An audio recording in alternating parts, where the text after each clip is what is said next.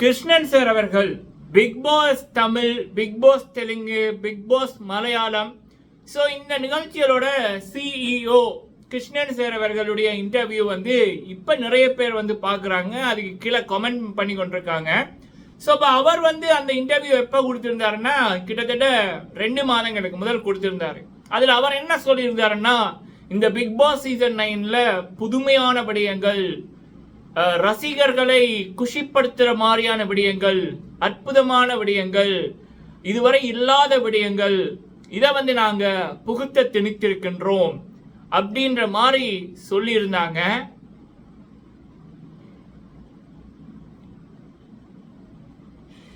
So மக்கள் வந்து அந்த புதிய விடயங்கள், அற்புதமான விடயங்கள் இதுவா சார் அப்படின்ற மாதிரி மெனியெல்லாம் போட்டு கேட்டுக்கொண்டிருக்காங்க ஒரு பக்கம். இன்னொரு பக்கம் ஷா அவர்கள், விஜே ஷா அவர்கள் அவருடைய வீடியோவில் சில விடயங்களை சொல்லியிருந்தாங்க, நமக்கு தலையே சுற்றி போட்டு. விஜய் சேதுபதி அண்ணா அவர்கள் என்ன பாவம் பண்ணாங்க, ஏன் அவருடைய சீசனில் மட்டும் இப்படின்ற மாதிரி சேது அண்ணாட ரசிகர்கள் ஒரு பக்கம் கேட்குறாங்க. சரி, என்ன நடந்துச்சு, என்ன நடந்து கொண்டிருக்கு அப்படின்றத ஃபுல்லாக பார்க்கலாம். ஃபர்ஸ்ட் டைம் வந்திருக்கீங்க அப்படின்னா மறக்காமல் சப்ஸ்கிரைப் பண்ணுங்கள். உங்களுடைய கருத்துக்கள், கேள்விகள் இருந்தால் சொல்லுங்கள், கேளுங்க, லைக் பண்ணுங்க. ஓகே, ஃபர்ஸ்ட் வந்து ஷா அவர்கள் மட்டுமில்லை, நம்மளோட சைட்டும் இருந்து கிடைக்கப்பெற தகவல் என்னன்னா, இந்த பிக் பாஸ் என்டர்மெண்டல் அப்படின்றவங்க தான் இந்த ஷோக்கு வந்து முதலீடு போடுறது. அங்கே இருந்து தான் இங்கே வந்து இந்த பிக் பிரதரு, அப்புறம் பிக் பாஸ் அப்படின்ற மாதிரி வருது. ஸோ இப்போ ஹிந்தி பிக் பாஸை வந்து பார்த்தீங்கன்னா அங்கே நிறைய விடயங்கள் இருக்கு, நிறைய விடயங்கள் இருக்கு. ஆங்கில பிக் பிரதரில் என்னெல்லாம் இருக்கோ அதெல்லாம் கொஞ்சம் கொஞ்சமாக கொண்டு இருக்காங்க. ஆங்கில பிக் பாஸில் எல்லாமே இருக்கு, புரியும்னு நினைக்கிறேன். சரியா? பிக் பிரதர்ன்னு நீங்கள் அடிச்சிங்கனாலே வரும் யூடியூப்பில் அப்படி விட்டு வச்சிருக்கானுங்கன்னு தெரியல. சரி, அப்படி இருக்கக்குள்ள ஹிந்தி பிக் பாஸ்லையும் அது வந்து இப்போ லிப் டு லிப் கிஸ் வரைக்கும் போயிருக்கு இந்த சீசனில். போன சீசனில் வந்து பார்த்தீங்கன்னா அந்த ட்ரையாங்கிள் லவ் அப்படின்னு, எக்ஸ் பாய் ஃப்ரெண்ட் வழியில இருந்து உள்ளுக்கு வருவார், ஒயிட் கார்டு என்ட்ரியா, உள்ளுக்குள்ள 2 பேர் லவ் பண்ணி கொண்டிருப்பாங்க. அதுக்கப்புறம் அந்த ஒரு பொண்ணுக்காக 2 பேர் அடிச்சுக்குவாங்க. அது அங்கே வைரல் ஆச்சான், ஹிட் ஆச்சான். அப்போ நினைச்சு பாருங்க ஹிந்தி ஆடியன்ஸோட ரசனையை. எப்பா சாமி, ஏணி 3 ஏணி வச்சாலும் அவங்களுக்கு நமக்கும் ஒத்து வராது. நம்ம தமிழ் மக்களுக்கு மட்டுமல்ல, தெலுங்குலையும் இதை வந்து அக்செப்ட் பண்ண மாட்டாங்க, செருப்படி கொடுத்து அனுப்புவாங்க அப்படியான விடயங்கள் நடந்துச்சுன்னா. மலையாளத்தில் அது என்னன்னு எனக்கு தெரியல, அது கொஞ்சம் வேற மாதிரி தான். சரியா?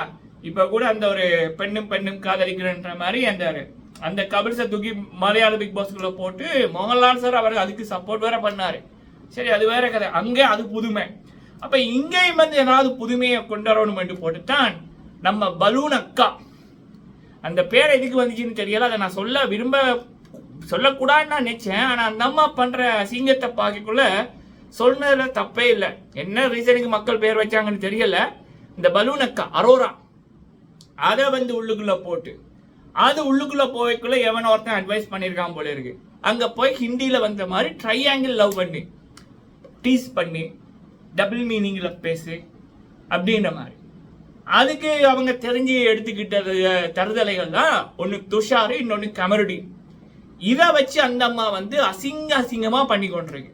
முகம் சுளிக்கிற மாதிரி, டிவி ஆஃப் பண்ணிட்டு போற மாதிரி இந்த அரோரான்ற ஒரு அது வர்ற சீன் எல்லாமே இருக்கு. கெட்ட வார்த்தை, டபுள் மீனிங் வார்த்தையெல்லாம் பேசி கொண்டிருக்கேன். சின்ன ஒரு சகோதரி எனக்கு மெசேஜ் போட்டிருந்தாங்க, நாங்கள் வந்து பிக் பாஸ் 4-5 வருஷமா பார்க்குறோம், ராஜு அவர்களுடைய சீசன், ஆரி அவர்களுடைய சீசன், போன முத்துக்குமரன் அவருடைய சீசன்லாம் விரும்பி பார்த்தோம், குடும்பமா பார்க்க முடிஞ்சுது. இந்த சீசன்ல இந்த அரோரா துஷார் பேசுற விடயங்கள் என்னோட குழந்தை, 5 வயசு குழந்தை, 7 வயசு குழந்தைக்கு புரியாம எங்கிட்ட கேட்குறாங்க, அந்த அக்கா என்னத்தை பேசுறாங்க, என்ன மீனி, என்ன இது அப்படின்னு எங்களால பதில் சொல்ல முடியல. அந்த அளவுக்கு நம்ம தமிழ் பிக் பாஸ்ல இந்த 2-3 அந்த கமருடின்றது அதுவும் உதவாதான், இந்த 3 தருதலைகளும் சேர்த்து இந்த ஷோவை நாசப்படுத்துது. இதுல இருக்கக்குள்ள ஷா அவர்கள், விஜய் ஷா அவர்கள் இன்னொரு விடயம் சொல்லியிருந்தாங்க, என்னன்னா இது போதாதான், இந்த லவ், இந்த டபுள் மீனிங் எல்லாம் போதாதான், இதை விட எக்ஸ்ட்ரீமா பண்ணணுமா, இந்த லிப்ட் கிப்ஸ் அப்படியான வரைக்கும் போக எதிர்பார்க்குறானுங்க போல இருக்கு. இதுக்கே செருப்பை எடுத்துட்டு வர்றானுங்க மக்கள். அப்ப அதுக்கும் போச்சுன்னா கன்ஃபார்ம் இந்த அரோரான்ற ஒன்று இழுத்து மூடிடும் போல இருக்கு பிக் பாஸ். தகுதி இல்லாத ஒன்று ஒரு இடத்துல கொண்டு வச்சா குரங்கு கையில் மாலையை கொடுத்து அது என்ன பண்ணணுமோ அதான் அந்த அரோரான்றது பண்ணுது. தகுதி இல்லாமல் அது ஒரு ஃபேமஸ் ஆச்சு, சோஷியல் மீடியா இன்ஃப்ளூயன்சர் ஆச்சு. அப்போ அதால் என்ன பண்ண முடியும், அதைத்தான் அது வந்து பண்ணுது. சரியா?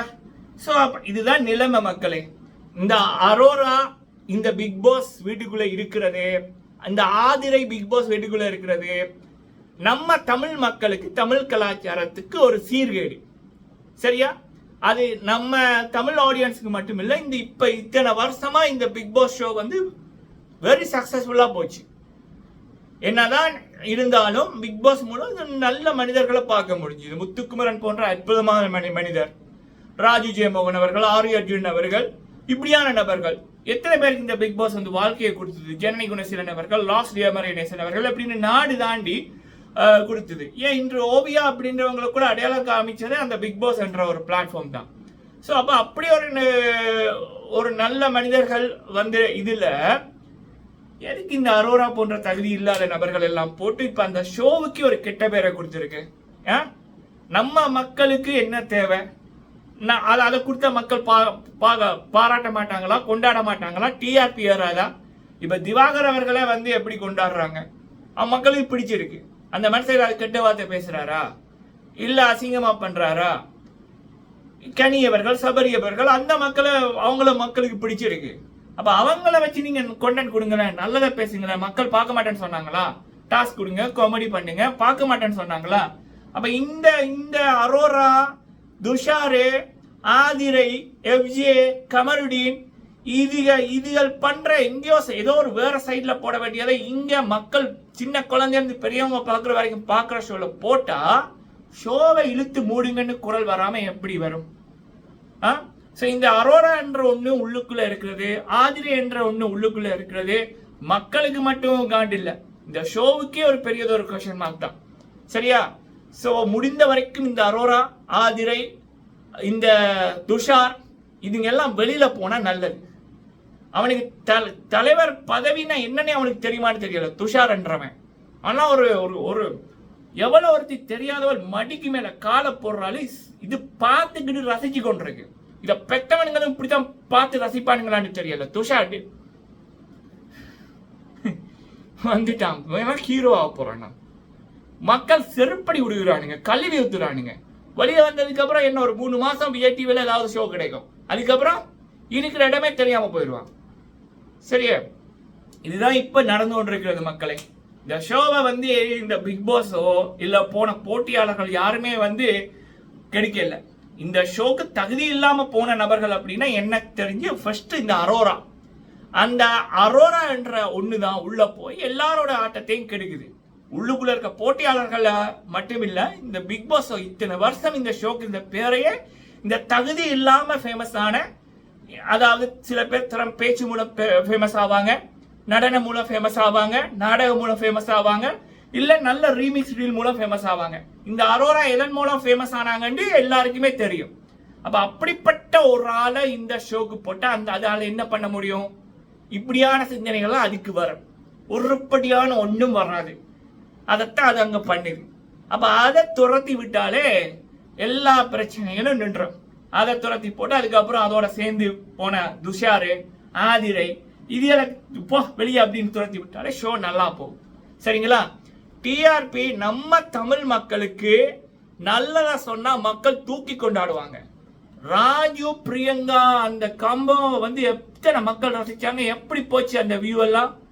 கவின், சாண்டி, அவன் வியாத பாய்ஸ் இப்ப ஊட போட்டா பார்ப்பாங்க. ஆரி பாலா, ஆரி அர்ஜுனனோட அந்த கோட் சீன் எல்லாம் எப்படி வியூ எல்லாம். முத்துக்குமரன் அவர்களுடைய அந்த ஸ்டோரி டெல்லிங் எத்தனை லட்சம் பேர் பார்த்தாங்க. அப்ப மக்கள் நீங்க நல்லதை கொடுத்தா மக்களோட கலாச்சாரம் எங்க இருக்கோமோ, யாருக்கு ஷோ போடுறோமோ அவங்களோட கலாச்சாரம் குடும்பமா ஒரு டிவியை பொறுத்த வரைக்கும் இது வந்து ஒரு ஃபேமிலி ஷோ. அப்ப அந்த மக்களுக்கு என்னத்தை தேவையோ அதை கொடுத்தீங்கன்னா டிஆர்பி அள்ளும்.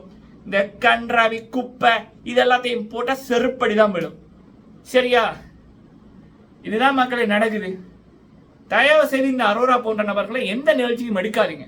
இப்படியான நபர்கள் வர்றபடியா இதுகளை போல பல உதவாக்கரைகள்லாம் வரும். சே நன்றி.